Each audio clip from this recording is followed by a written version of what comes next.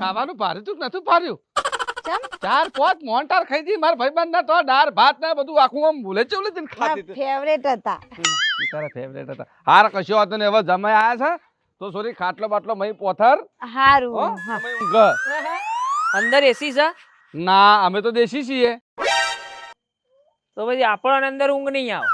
એ હે આપણે ઊંઘવાના બાર એકદમ આસમાન ચકાચક દેખાવું જોઈએ, તારા બારા દેખાવ જોઈએ.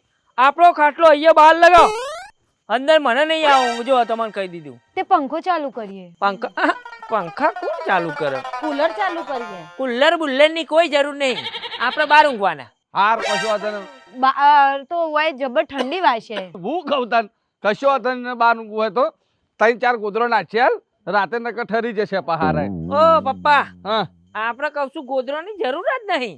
એક ગોદરું આપણે ના જો, ખાલી ખાટલો આલો એટલે આપણે અહીંયા લોબા થઈ જઈએ.